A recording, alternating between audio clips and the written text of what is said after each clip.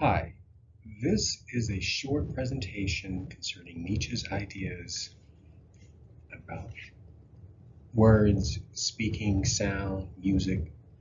Zarathustra, his main book, arguably, by translations by Walter Kaufman, will be including a quote by Kaufman in a few moments, is where I'm pulling from. If you don't know who the man is or his ideas, this isn't meant as an introduction. So there's lots of places on the internet where you can get an introduction to Nietzsche's ideas. So this is a meandering survey of the will of power, return, the overman. I'm going to use that phrase instead of the overmensch, which is what it means, or Superman. Nietzsche plays with the ideas of over and under in Zarathustra. It's the most poetic of his works, although some would argue there's a poetic flair even in his first book, The Birth of Tragedy.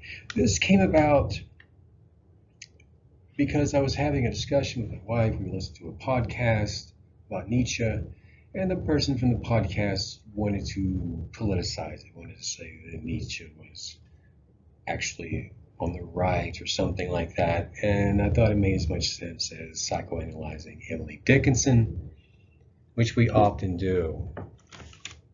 It has to do with the zeitgeist we live in. We'll get to that in a moment. So we should look at, instead of going into Nietzsche's famous axiom, his famous saying, God is dead, and by the way, it's my understanding, Martin Luther, creator of Protestantism, basically, and Hegel had said this before Nietzsche. What gives it a certain, what brings it to the throat of Christian morality is the way Nietzsche says it.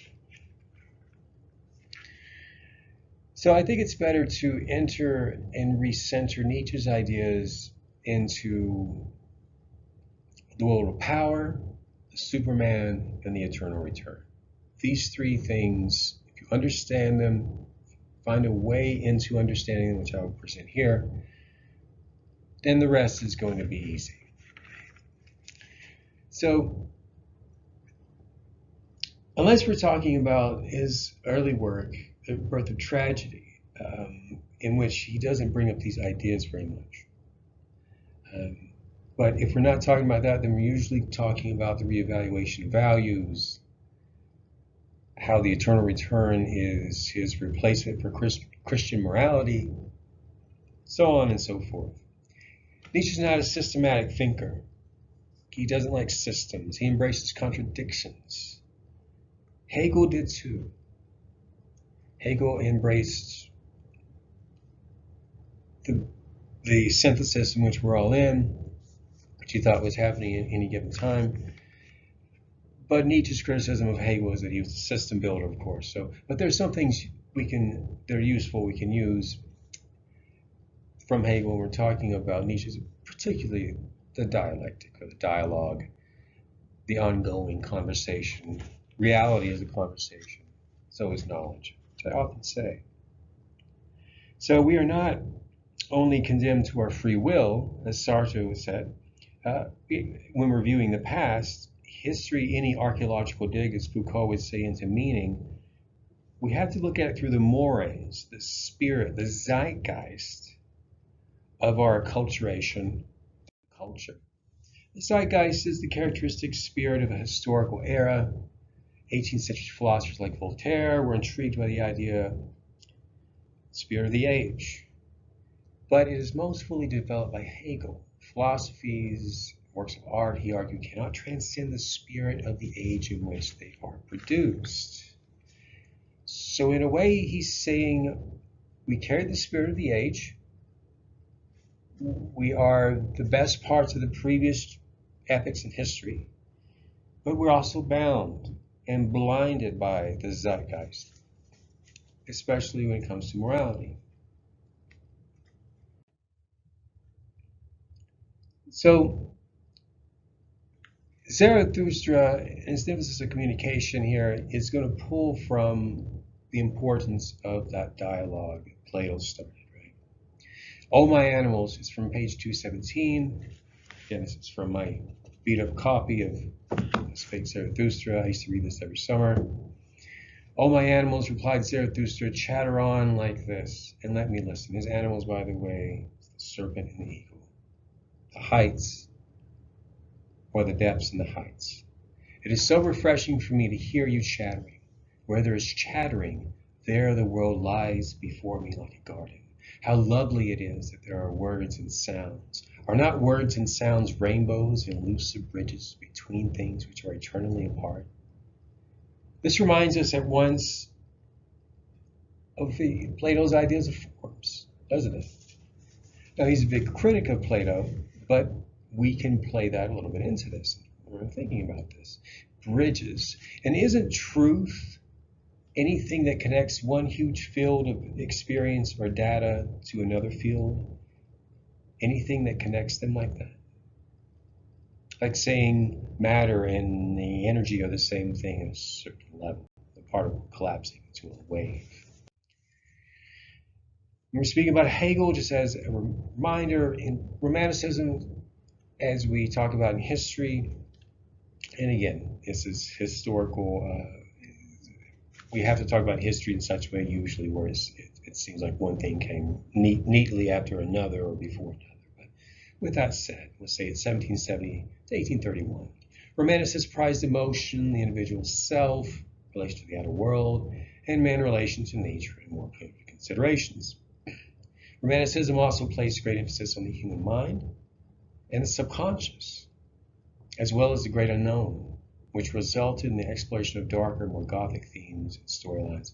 And we get the Edgar Allan Poe kind of thing going on in America at the end of the Romantic / turning into the Gothic movement, again, talking about how neatly we talk about these things, but it's actually one thing is happening within the other. And we could argue that America has a special relationship with the horror story. We could draw a direct line from Edgar Allan Poe to H.P. Lovecraft to Stephen King and everyone else. So some tenets of Romanticism can help us here when we're thinking about Nietzsche's ideas, right? So instead of a system, Nietzsche is going to have these recurring themes, and he's going to talk about them in different ways. Again, the eternal return, the will to power, the overman. And we should think about how one idea has a dialogue with the next idea. Making sounds is innate. This chattering reminds us.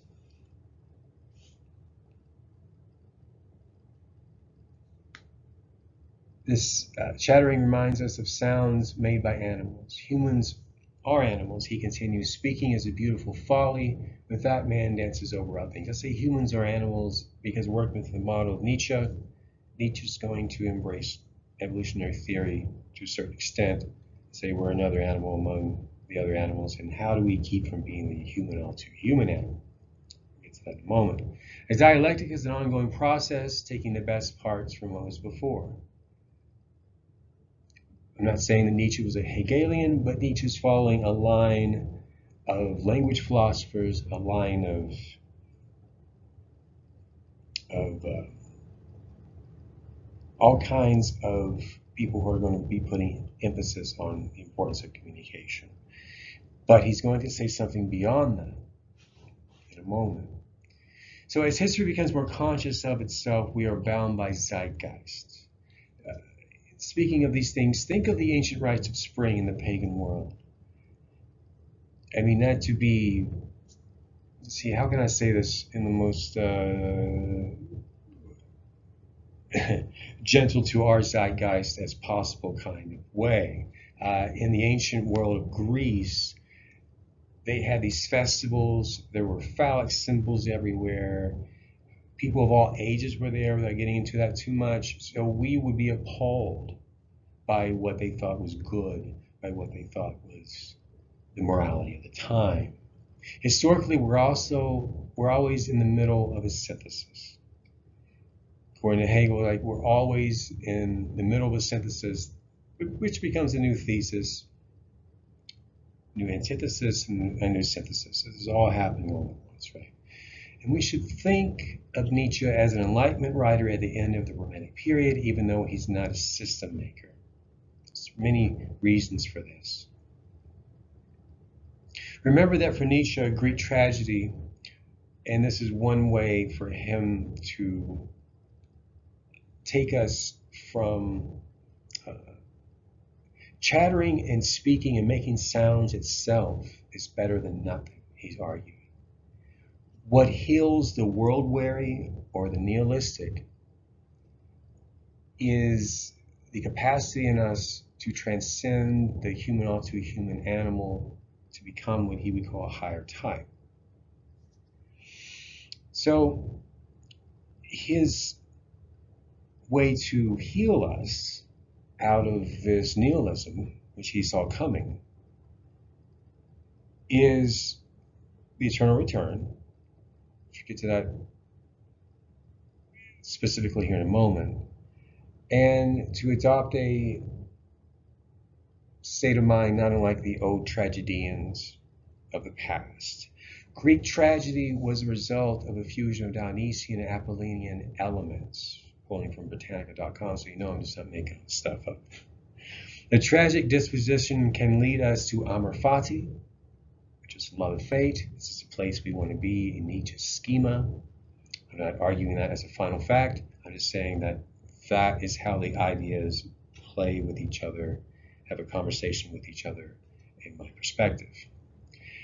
This love of fate is the feeling that everything that happens is supposed to happen.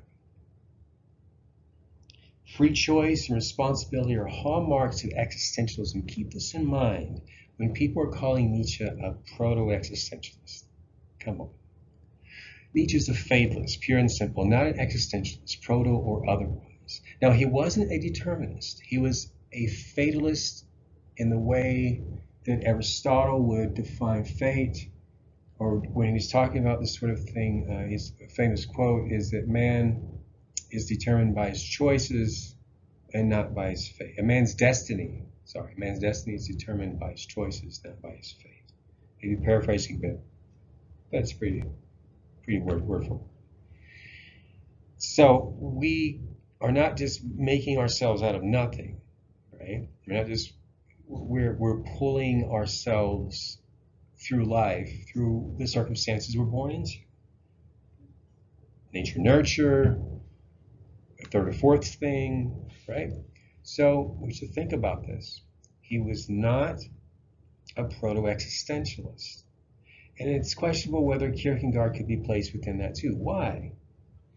Because Nietzsche is a fatalist. He's going to talk about a person's responsibility, but it's not going to be just from nothing. I won't say that Nietzsche thought that there was essence. Well, you could argue that Nietzsche, yes, is saying that there is essence before existence, that we are born into a situation and fated by it in a certain way. We can change through our choices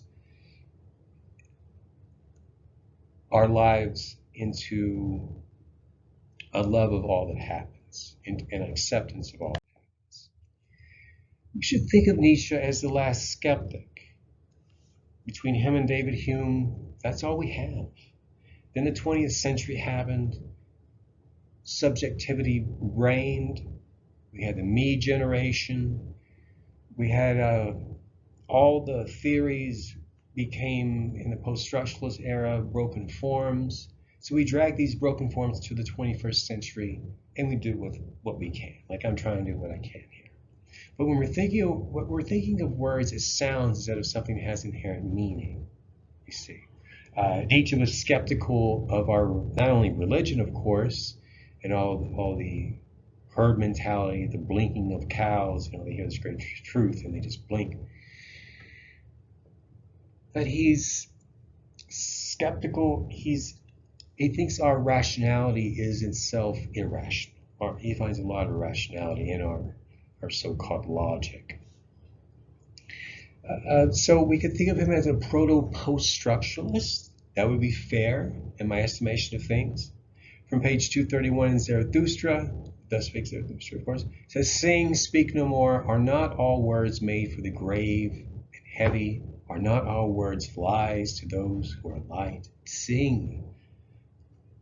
Compare this with a quote from Twilight of the Idols, "Without music, life would be a mistake." So he's saying that singing and expressing ourselves is something that's more pure than words. It's more pure than meaning. It's more pure than any final fact that ideologues or what have you will try to sell to other people, to themselves. Continuing on with this line of thought from 139, 141, "I walk among men as among fragments of the future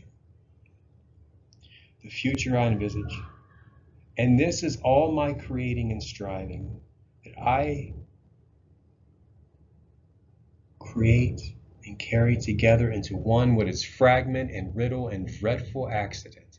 And how could I bear to be a man if I were not also a creator and guesser of riddles and redeemer of accidents?" This leads us again to his love of fate. This is the way into redeeming our lives, changing the past. Has the will yet become his own redeemer and joy bringer? Has he unlearned the spirit of revenge and all gnashing of teeth, which is slave morality? And who taught him reconciliation with time and something higher than any reconciliation? For that will, which is the will to power, must will something higher than any reconciliation. But how shall this be brought about? Who could teach him to will backwards? We will backwards when we look at the past differently. Eternal return teaches and says to us, yes, to all that ever happened, that it had to happen that way. This redeems the past, puts us in the high noon, which we'll get to in a moment, the next slide. In Nietzsche's idea, when we're standing outside of high noon, there's no shadows. When we're talking about shadow, we're talking about a Jungian concept. Jung knew as Nietzsche. Right? So this means living without all those if onlys, those would have, could have, should haves. Because when you say everything happened in the past had to happen the way it happened, then all of that is erased. All of that gnashing of teeth. So the will to power is a meta-ethical consideration. It has to do with the reevaluation of all values, Nietzsche's brand of skepticism. Page 198. There it was that I picked up the word overman, by the way, and that man is something that must be overcome.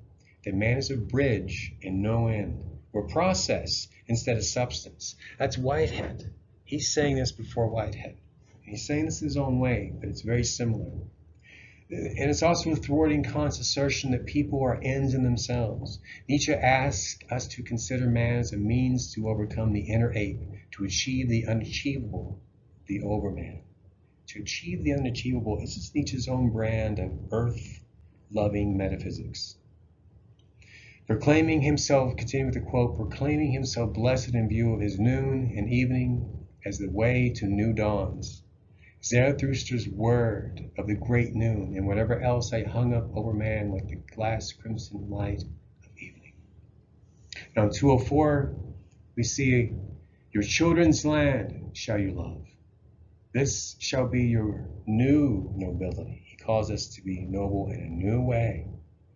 The undiscovered land and the distant sea, for that I bid yourselves search and search. Which goes back to, I believe, the third part of Zarathustra we use with the sailors. So this is very anti-romantic. Why? Because it's the future, not the past or present, that we are to search for. It's these new parameters, the subsequent chapter. The zeitgeist are rendered null and moot. Only what can be, when we have overcome the human all too human, the spirit of revenge, slave morality, the nihilism of Christianity, of slave morality. Again, can we take the risk of the tightrope walker, which we have in the beginning of the book, and the sailors, which I already mentioned? Can we take those necessary, it should be the word steps, which will allow us to search for pieces of the future. Zarathustra's cry of distress, it sends him searching at the end of the book and he hears the cry of the overman at the end of Thus Spake Zarathustra. And instead of finding the overman himself or itself, he finds pieces of the overman. And he tells them all to go to his cave. There they would find refuge with his animals. Saying this a different way, to become more than an all-too-human animal, man must become a creator. It doesn't mean we all have to grab a paintbrush, start creating in that way. It means we have to be genuine in our thinking and honest, that we are the creator of our values, that we are the creators of our reality. And are we making our reality hellish? If so, we have a choice. We still can will another way, because will is the great redeemer and liberator. This involves a break with previous norms, a break with hollow idols. Page 206 of Thus Spake Zarathustra says, to gain knowledge is a joy for the lying-willed. This is another way to say those who are using the will to power. But those who have become wary are themselves merely being willed, and all the billows play with them. We see this happening every day, don't we? We see citizens, people who are not reflecting on their lives, just going by the norms of Hollywood, the norms of the culture, the norms of politics. They're not saying anything genuine. They're not embracing their original relation to reality. We can will ourselves against being wary of the world by being masters of our values instead of slaves to them. If we are not following ourselves, we are following hollow idols, false gods, political culture, and otherwise. Further down that same page, it says, "Oh, my brothers, like a fresh, roaring wind, Zarathustra comes to all who are weary of the way. To will liberates, for to will is to create. Thus I teach. You shall learn solely in order to create that new world that we're implementing our new values, our new morality into." It's 2:20. In Zarathustra, it says, "Sing and overflow, O Zarathustra. Cure your soul with new songs that you may bear your great destiny, which has never yet been any man's destiny, for your animals know well, O Zarathustra, who you are and must become. Behold, you are the teacher of the eternal recurrence. That is your destiny, that you as the first must teach this doctrine. How could this great destiny not be your greatest danger and sickness too?" So not only is he before his time, is Nietzsche before his time, but he's also hearkening back to an older classical time of that tragedy and mindset. To follow our destinies, we must not rely on the opiate virtues. He talks about in Thus Spake Zarathustra. This is what keeps us in shackles in Plato's cave. If you remember his short little anecdotal story, Plato's cave, people are chained up, they're looking at shadows on a cave wall, the shadows are put there by people behind them, they think the shadows are real. The one person breaks free, and they end up killing that person. It's the story of Socrates, the story of, you could argue, Jesus, the story of all kinds of people. To follow our destiny, we must not rely on opiate virtues, on this puppet show of herd morality. To truly feel that eudaimonia, again, I'm bringing in Aristotle a bit, it means human flourishing, which is another way to think about this overflowing, this overcoming. We must accept life without subtraction or addition, with eternal affirmation. And this eudaimonia is the same as amor fati. This is how we achieve our love of fate and love of life.